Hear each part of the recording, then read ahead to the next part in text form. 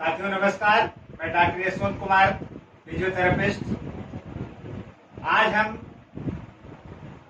Doctor Prabhat Ranjan जी के साथ में हैं, जो ऑल इंडिया मेडिकल साइंसेस, जिसको एम्स के नाम से जाना जाता है, जो भारत का एक अपना गौरव अलग रखने वाला चिकित्सा का संस्थान है। तो आज हमारा सौभाग्य है कि सर का साथ मिला, हमको इनका आशीर्वाद मिला। आज मैं ये जानना चाहूंगा कि सर जो है न्यूरोलॉजी विभाग में करीब 20 वर्षों से फिजियोथेरेपी की अपनी सेवाएं दे रहे हैं न्यूरोलॉजी डिपार्टमेंट में। तो आज जो आम समस्या हो गई है हाइपरटेंशन की, बीपी की, जिसके द्वारा कहीं न कहीं पैरालिसिस की समस्या हो जाती है, बच्चों में सेरेब्रल पाल्सी की समस्या हो जाती है, तो उन परिस्थितियों में अभिभावक को ये नहीं मालूम हो पाता है कि हम इसमें क्या करें क्या ना करें, क्योंकि नया अनुभव होता है, नई बीमारी होती है, नई चीज रहती है। तो समाज के लोगों का जैसा अनुभव रहता है वैसा लोग बताते हैं कि भाई इनकी तेल मालिश करिए, जितना ज्यादा इनको खिलाएंगे पिलाएंगे, ड्राई फ्रूट्स खिलाएंगे, उतनी ज्यादा ताकत आती जाएगी। तो फिजियोथेरेपी में कभी डॉक्टर बताते हैं कि इनके हाथ पैर को आप ऐसे हिलाते रहिए, इस तरीके से करते रहिए। तो आज सर के अनुभव से मैं ये जानना चाहूंगा कि ये क्या एक बेहतर जो है पैरालिसिस के मरीज के लिए, एक सेरेब्रल पालिसी के मरीज के लिए, या नर्वस सिस्टम से जुड़ी हुई समस्या, ब्रेन से समस्या जुड़ी हुई, जो रीढ़ की हड्डी की समस्या से जुड़ी हुई, स्पाइनल कार्ड की समस्या से जुड़ी हुई जो परेशानियां हैं, उसमें किस तरीके का व्यायाम जो है लाभदायक होता है और किन बातों का लोग ध्यान रखें, इसके बारे में हम लोग जानेंगे। तो आपका सर बहुत बहुत स्वागत है हमारे इस doctor Yashwant Kumar YouTube channel में, यस फिजियोथेरेपी सेंटर के इस चैनल में। ये आपका हमको साथ मिला है।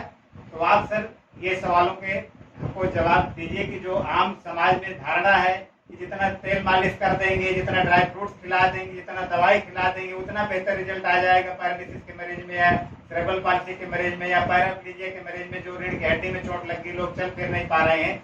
तो आपका इतना दिनों का अनुभव है, आप क्या इसके बारे में राय देना चाहते हैं?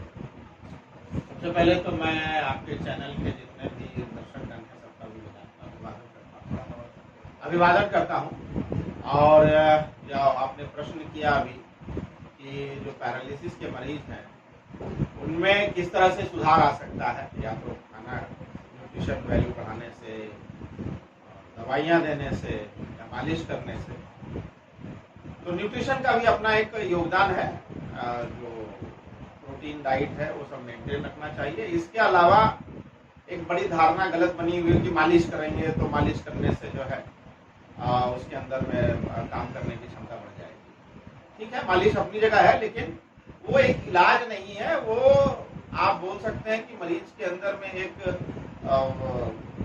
सॉफ्ट टिश्यू मैनिपुलेशन होती है, उसे सॉफ्ट टिश्यू मैनिपुलेशन बोलते हैं। तो उससे थोड़ा उसको रिलैक्सेशन मिला, रिलैक्सेशन पॉइंट ऑफ व्यू से वो एक ठीक है।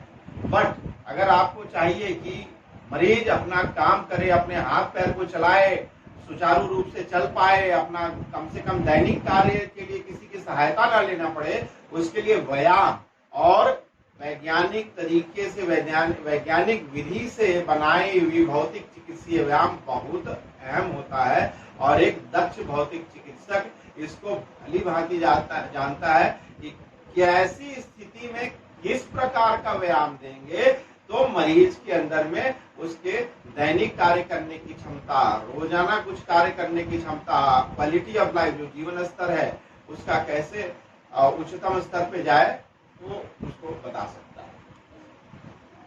एक और सवाल मैं जानना चाहूंगा सर कि जो लोगों को समाज में धारणा ये है कि हमारे पैरालिसिस के मरीज को मशीनें बहुत सारी लगा दी जाएंगी, उससे ज्यादा बेहतर परिणाम होंगे, इसके बारे में सर आपकी क्या राय है? कृपया बताने की कोशिश करें। मशीन डिपेंड करता है कि किस प्रकार का मशीन। अगर फंक्शनल आउटकम के लिए कोई मशीन यूज किया गया, क्योंकि आजकल जो है आधुनिकता बढ़ रही है।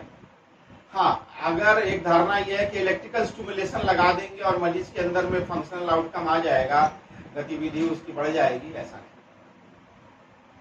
एक समय के बाद इलेक्ट्रिकल स्टिमुलेशन का कोई रोल नहीं है। ठीक है, एक्यूट केस मतलब जो जिसको लकवा आया है, अभी 1 हफ्ता हुआ है, 5 दिन हुआ है, उसमें आप दे रहे हैं महीने के लिए, 20 दिन के लिए, 15 दिन के लिए, 2 महीने के लिए आप दे रहे हैं, तो एक समझ में आता है कि चलिए उसकी जो मसल की जो गुण है, गुणवत्ता है, उसको बनाए रखने के लिए दिया जाता है। लेकिन एक समय के बाद उसकी कोई महत्व नहीं है, वो मरीज के अंदर में कोई फायदा नहीं देना चाह रहा है।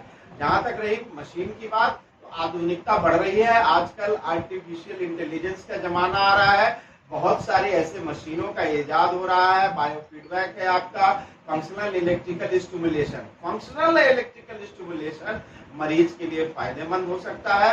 आजकल आर्टिफिशियल इंटेलिजेंस के माध्यम से रोबोटिक्स का जो है वो प्रचलन बढ़ने जा रहा है, और ये पूर्णावास जो मरीज के पूर्णावास में बहुत सहायक सिद्ध होने वाला है आने वाले टाइमों में।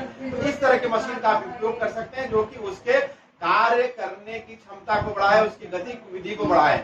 अगर वैसी मशीन जो उसके कार्य करने की गतिविधि को नहीं बढ़ाता है, उसका कोई उपयोग लेटर स्टेज में नहीं है। हाँ, शुरुआती दौर में, शुरुआती जो बीमारी का दौर है उसमें 1 महीने के लिए, 2 महीने के लिए हो सकता है, बस मांसपेशियों की गुणवत्ता को बढ़ाए। आपका जो कहने का तात्पर्य है सर, मैं जो समझ पा रहा हूँ कि जैसे पैरालिसिस या जो भी यानी कि न्यूरोलॉजिकल कंडीशंस हैं, उसमें जैसे हम जो काम करना चाहते हैं उससे कहीं न कहीं बार बार हमें काम कराने की जरूरत है, जैसे ब्रेन से उस मसल्स का कोऑर्डिनेशन मेंटेन हो पाए, वो बेहतर हो पाए। जैसे हम टाइप करना चाहते हैं तो जब तक टाइप नहीं करेंगे तब तक हमारा हाथ जो उस टाइप के लिए रिफ्लेक्स नहीं डेवलप कर पाएगा, तब तक वो टाइप पे हमको नहीं आएगी। लिखना चाहते हैं लिखेंगे नहीं, तब तक ये नहीं हो पाएगा। तो आपने सर हमें समय दिया, हमारे चैनल को समय दिया, समाज को आपने अपनी जानकारी जो है उपलब्ध कराई।